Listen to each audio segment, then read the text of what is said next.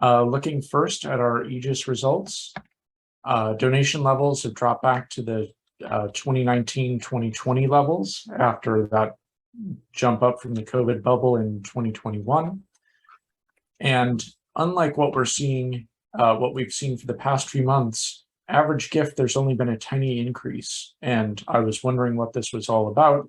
And we'll talk about this later, but Department of Labor just announced that the inflation for the month of July was 0. Still high annual inflation increases, but things are waning, and there was no year-over-year, month-over-month increase in July.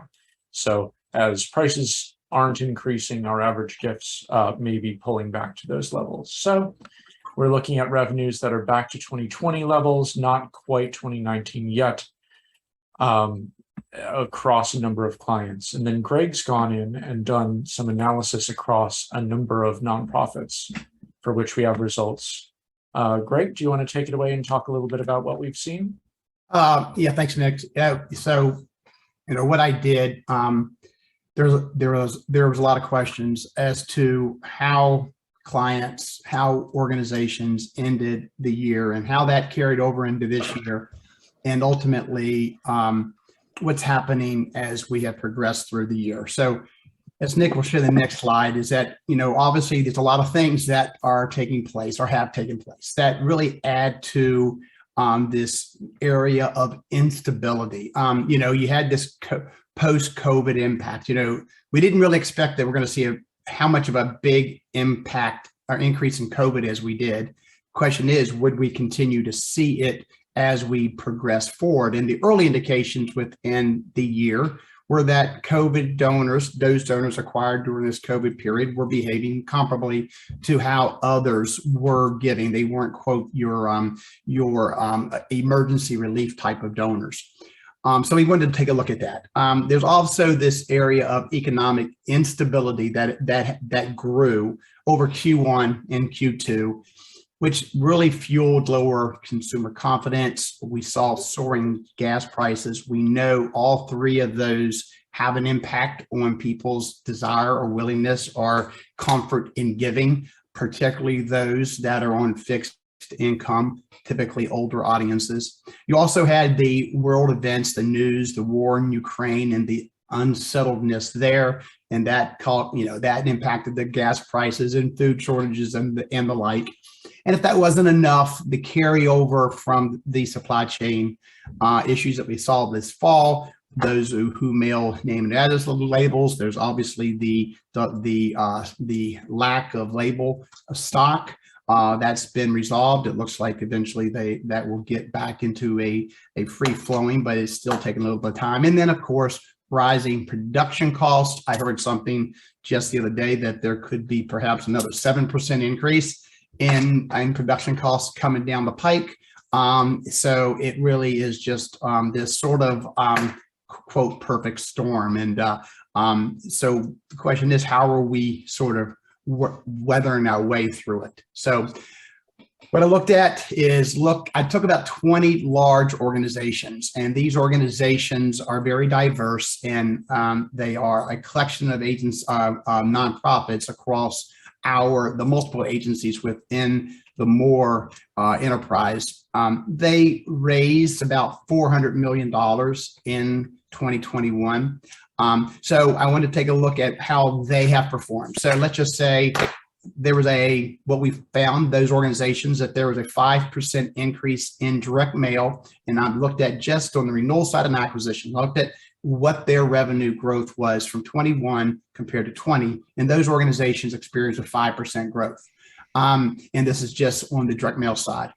In Q4 specifically, those organizations had a 3% growth, and Q4 for a lot of these organizations is very large. And then as we looked into the carryover into the first quarter of 2022, there was still a 1% growth over a very strong 2020 period. So while growth was diminishing, it was still slightly above where it was previously. And then the bottom fell out in Q2, which would have been this April, May, June period. So wanted to dig into that a little bit more. So in this Q1 period, I found that that 13 of the 20 or so organizations actually had growth greater than 1% in Q1, and there were only 7 organizations that actually had revenue that was lower in Q1. But then we get into Q2, and every single one of these organizations experienced significant declines. And we saw that acquisition and renewal revenue dropped 38% and 16%. So acquisition down 38% and renewal revenue down 16% during this period of time. I've subsequently looked at the donor level. And again, that was campaign level. I looked at donor levels. And what we are seeing is that through Q2, areas of metrics like donor retention, gift frequency, they are significantly lower than they were at the comparable period in 2021. But interestingly enough, they were very comparable to where they were in 2020. So while we may not have been able to maintain the level of COVID giving, our performance during COVID, it's not like we are substantially down compared to our historical performance. So it will be very interesting to see how we weather the storm, because it's really not just about COVID versus non-COVID, because you have all those other factors. So Greg, this is Melissa from Archer Dimes. I have a question about that graph. Yep. So that 18%, is that over a 12-month period down 18%, or is it just for Q2, like compared to Q2 of 2021? Yeah, so it's a great question. It's comparing Q2 of 2022 to Q2 of 2021. So the 3-month period year over year. Okay, so it's not really a trend line per se. Yeah, right. It's just it's not a trend line. Right. It's a growth, it's just a comparison year over year. Yeah, thank you. It's kind of like what you see in the caging graph, where we're down from the highs. Right. To Greg's point, we're coming down to pre-COVID levels, but not going below that floor. Yeah, I just wanted to make sure I understood it. So when I use that percentage internally. Right. Yeah. So you can say that as of the first quarter, we were comparable to where we were the previous year. Then we get into the second quarter. The second quarter itself was down 18% compared to the previous second quarter last year. Okay, great. Thank you. Thank you. And then, so I dug into it more. Again, as I looked into it, households on fixed incomes, lower dollar gift, they're the ones with less disposable income. They are the ones who appear to be impacted most by the current conditions. So that's why we're seeing that acquisition response rates are down about 25 to 40%. And that's going to vary the type of organization and the volume that you mail. But in all instances, we're also seeing that average gifts are continuing to be up 5 or 10%. It's not that people are giving more, it's just we're getting fewer gifts from the lower dollar donors, which drive down response rates, increased average gift. On the donor renewal side, after a very sort of strong start to January and maybe into February, March, we're finding that response rates in the subsequent months are down. And we're finding that they're down on average of 12 to 18%. Same thing on average gifts, up 3 to 5%. And to make it worse, cost per packages continue to rise 12 to 15%, which therefore on fixed budgets cause organizations to have to cut back volume. Cutting back volume impacts actually the response rates, perhaps cuts out the bottom, therefore average gift. So it's sort of a mixture of things taking place that are causing these factors. But it's, again, that perfect storm. This is Melissa, the great interrupter again. Are you guys going to share these slides? Because these are some statistics I'd really like to be able to quote. Yes, and the recording. Okay, awesome. Thank you. And then I did have another question. Sorry to completely derail the presentation. Good. So while costs are up, and I know like at March of Dimes, we try not to put people into our retention program that give less than $10. And even when we're looking at acquisition, we have some gift floors that we really try to stick to bring in the higher dollar gifts, right? Right. But we have considered, and I think we're testing potentially going in acquisition to some of those lower, lowering our gift floors, because those people aren't being hit up as much because costs are increasing and everybody's trying to tighten that up. Right. So I didn't know if anybody else had considered doing that or if you guys had thought about that. It's a great question. And, you get a mixture of opinions on it. One opinion is that,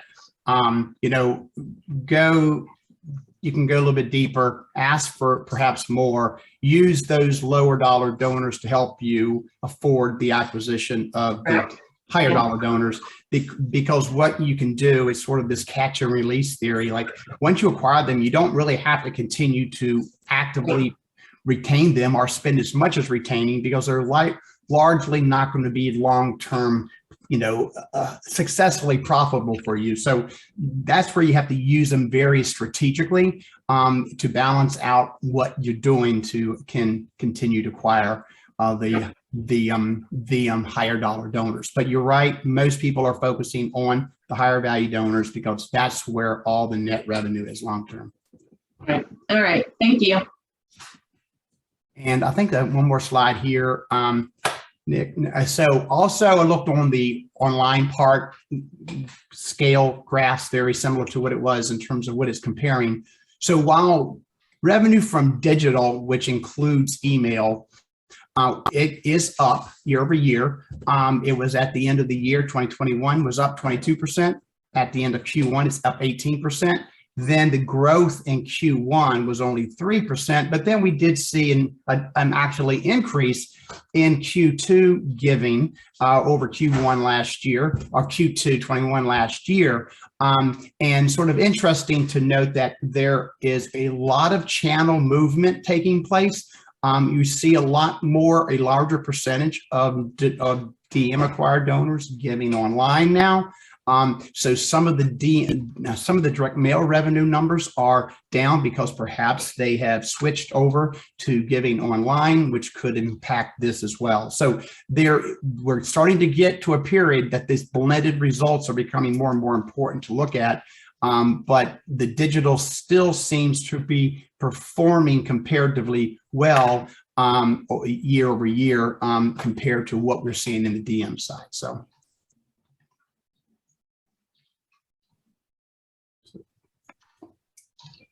Oof, don't say that too loud, direct mail donors to digital. What we would say there is that it's important to look at the channel of influence and the channel of transaction. Right. So an analysis that our Audience First Media folks found that for one organization, for donors under 50, they made almost as many mail donations online as they did offline. And so for those who are saying, oh, we can do it on digital, we can cut mail, your digital is your mail. Digital is your means of transaction. So that's exactly where that comment came from. Because I could just hear leadership going, well, then we need to take money out of direct mail and give it to digital. So. No, you know what? And that's right. I'm glad that Nick said it. I looked at an organization that actually had substantial revenue growth in online last year. Then we started slicing it and found that 25% of that growth came from people that were being mailed in direct mail, and that they were using either a designated URL or going online to make the gift. So without that direct mail, those donors would not have had the opportunity to give. So it really is that direct mail is the preferred media that those donors like, but they were also more of them are maybe preferring to go online as their channel of giving. So.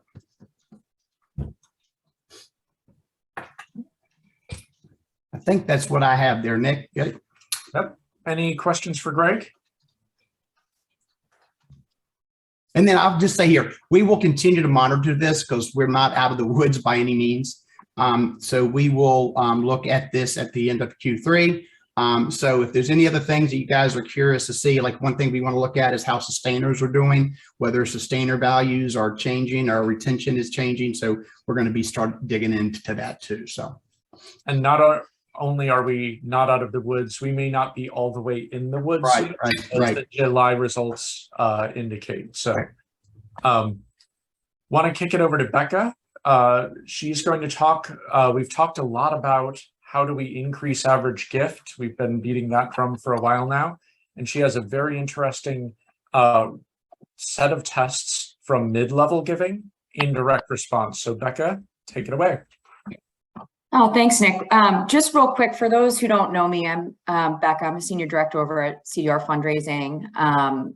And I started my career on the client side. So I have a lot of experience dealing with every sort of revenue stream to include major donors. So I wanted to explain that first before I get into this, because that is really what helped me start to think differently about these mid-level folks. So a few weeks back, or maybe a little longer than that, we were all together at Moore doing a presentation like this. There were really good conversations coming out of it, much because, like Nick was saying, average gift is important right now because net revenue is important right now because costs are higher, but also retention is extremely important, thinking about the long-term strategy of keeping our file healthy. But these ask strings have that reciprocal relationship. We all know that. But then I had said, no, wait, I have found something really interesting in this mid-level group. So my team and I were having a discussion. We were talking about the mid-level folks and what we're doing with them. They've been a very big priority for us. And their propensity to give and their behavior reminded me more of major donors than low dollar donors. And I say that because it reminded me of going into a major donor ask. You know, you lead up with cultivation, you talk about the things that you need, your priorities, and you're like, okay, I'm ready to go in and say, I need X number of dollars. Well, there was one particular time I went in and I said, okay, we need $250,000 to do X. And the donor said, oh, is that it, Becca? And I was like, oh no, I messed that up. I didn't ask for enough. And so when I think about mid-level donors and the ask string that we're providing to them, and we have, you know, the ask 1 to ask 4, we are really putting them into this box. We're telling them that what you should be giving is between this amount and this amount. And I know that we give the N other, but, you know, 9 times out of 10, these folks are choosing something within that ask string. So we came up with the idea that we want to just use one ask. We want to prime the donor by using some sort of HPC in a time frame that works best for whatever organization we were working with. You know, give them a starting point and then let them tell us what they can give us. Next slide, Nick. So Anti-Defamation League is the first client I tried this with. Their mid-level donor program is a little bit smaller. You can see from the mail quantities, but we tried it. And what we saw was a 20% increase in average gift and a 17% increase in response rate. Again, not statistically significant results, but we tested it multiple times. We saw the same exact thing happen. And then when I was doing trend reports after several months of doing this, it was very clear that in this group, we saw the value of these donors increase, as well as the retention. So I equated that to, yes, we're doing something right. And you can see here on the left-hand side, this is what it looked like on the response device. It just had that one ask and then best gift. And we did the same thing within the body of the letter when we were narrating it to them. Next. So if it worked well for ADL, I said, let's see if it could work well someplace else. So Christian Appalachian Project is also one of my clients, and they have a little bit larger of a mid-level program. And we tried it here. And again, same results, 24% increase in average gift, and we still saw the 5% increase in response rate. And again, this is statistically significant given the quantities we were able to mail.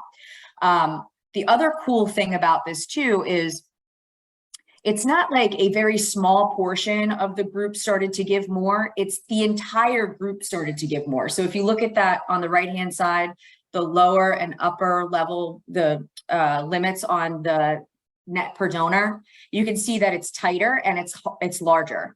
And so again, this was just another indication that this is doing what I thought it would do and what I want it to do. And so we have started just implementing this across the board, and I'm starting to test it in other places too. And that is what I have to share. Any questions for Becca? Yeah, this is Carrie from Mercy Ships. I think I missed it. How did you come up with the what single ask amount? We used HPC, high speed contribution. And for ADL, it was their largest donation within a 36-month period. And for CAP, it was in a 24-month period. And we came up with that based off of a couple of things. One, I wanted to remind them of their largest gift that they've made in a recent amount of time. And then 36-month made sense for ADL because of how they talk to their mid-levels. And then the same thing for CAP. Okay. Have you expanded this test to a lower demographic, the people that aren't in the mid-level? No, and the reason I have not is because I don't believe that they behave the same as mid-level donors. So lower level donors, we are more likely to get it right within that ask string when you have the 1 to 5, you know, what they can give is likely fits into that ask string, whereas mid-level, you're probably wrong. You're probably too low. The only place that I have done a one ask is in something where I'm doing like something soft, like the tax letters. We typically have one ask. And then I've done it one other place, sorry. We do a giving statement leading into giving season to remind people where they stand with the organization, telling them how important it is to support the cause during end of year. And that we use a summary of their entire giving for the year. And that actually does well, but. And Becca, I will add that I tested this same approach to the non-mid-level people a number of times for a number of different organizations. And you're right, doesn't seem to have nearly the effect. It either has zero impact or actually has somewhat of a smaller decline. So I would support, you know, what you said, that would at least what you believe would be the case. Yeah, that makes sense for $50. If $50 is the highest gift, but it depends on how you define mid-level. If you're not bringing people into mid-level until they hit $1,000, that's one thing, or $750 or $500. You know, I would think a $500 annual donor, maybe this would be more applicable in it, whether they're in mid-level or not. Right. Yeah. And you know, great point. And I think the testing part of it, I don't recall because it was a while back that I looked at the results by those incremental segments at the gift amount. So it would be very interesting to take a look at. Yeah. And that's actually a good point. I didn't define mid-level for these clients. So ADL is 1,000 to 5,000, but CAP is 500. It starts at 500.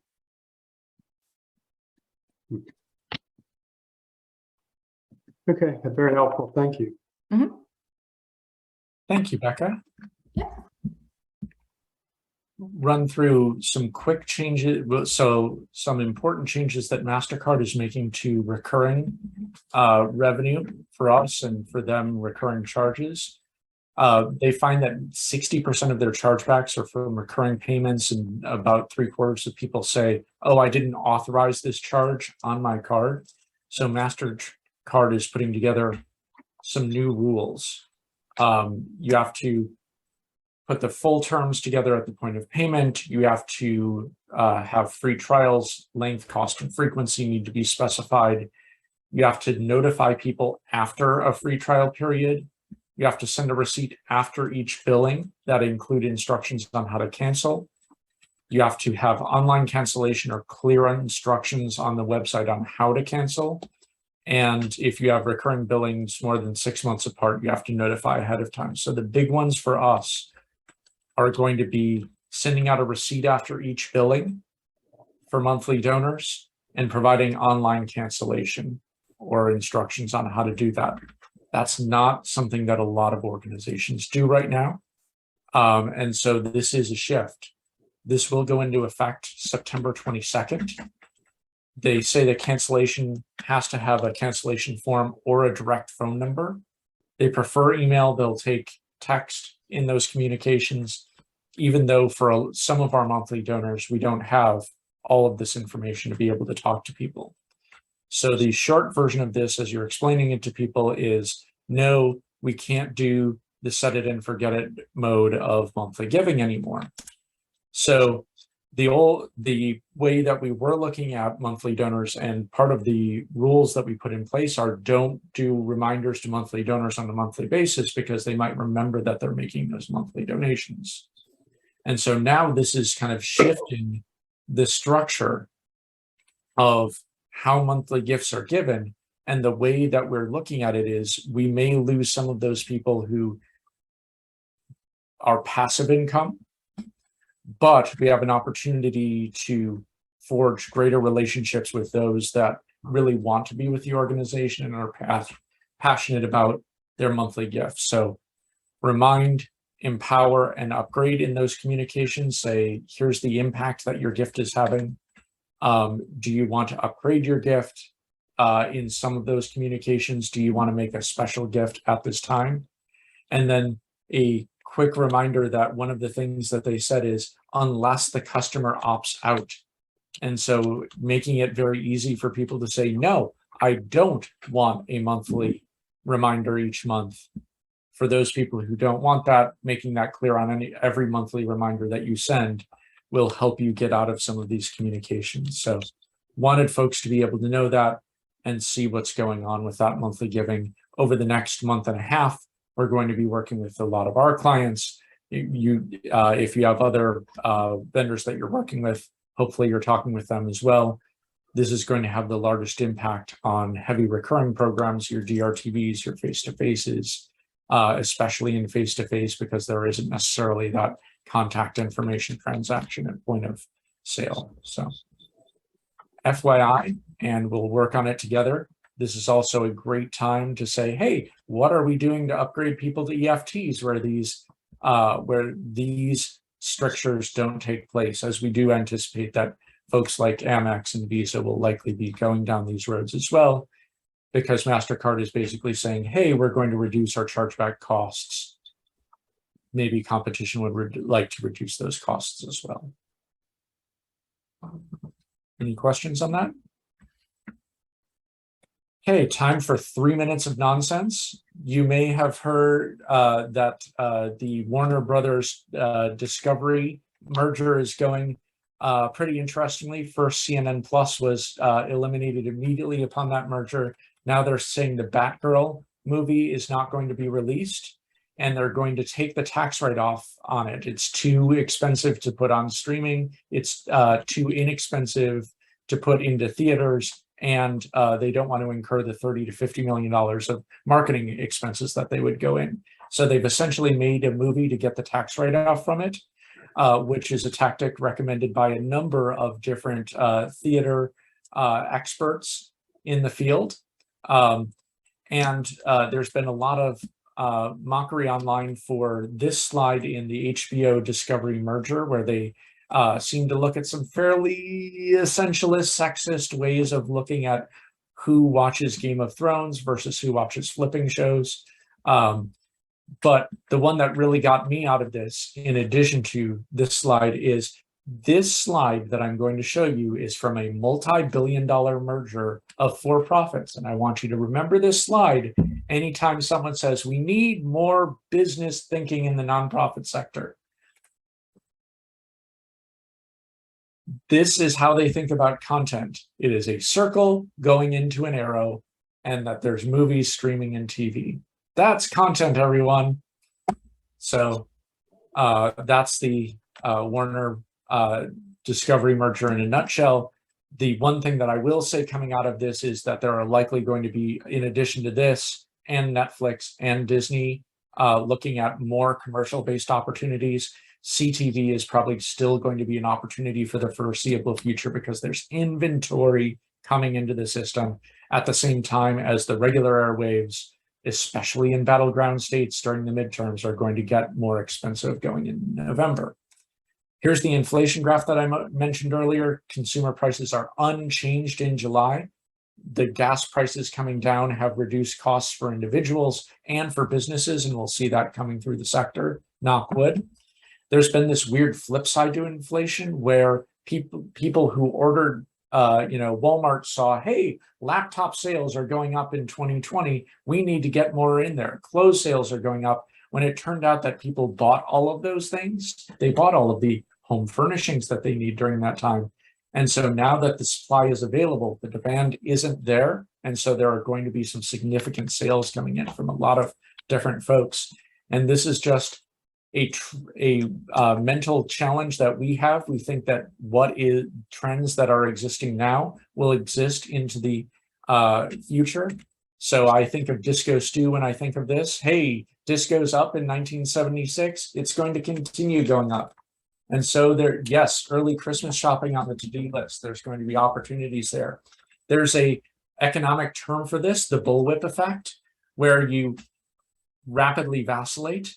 And the best example that I can think of this is Volvo was having trouble in the selling green cars. And so they did two things simultaneously. They marketed the heck out of their green cars and they stopped making green cars.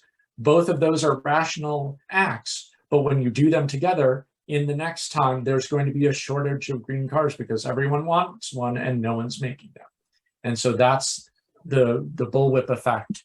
And we're seeing that in some of the for-profit side. And hopefully we might start to see that on the supply side, although certainly not for the foreseeable, for the next year or so as paper costs continue to rise. You may have seen those beautiful photos from the James Watt Telescope. This is one that was tweeted out by Etienne Klein, who is a French astronomer, talking about new level of detail. The French says, this new level of detail, a new world is revealed day to day. A couple of days later, he did reveal that this is not from the James Webb Telescope, but actually a slice of chorizo. So different views on the cosmos there. This is an actual picture that he tweeted out from that. In upcoming education, our next webinar is going to be the power of integration to capture and retain donors. That's on the 23rd. And then we're getting in a very aggressive lineup through the end of the year. We don't want to do stuff in December because, hey, we're all worried about end of year. So a lot of stuff that's going to be coming out late in the near future. These 2 September ones are available on the More site. We're still getting a description together for multi-channel fundraising, but we're happy to be able to do that during Hispanic Heritage Month, as that will be a significant focus there.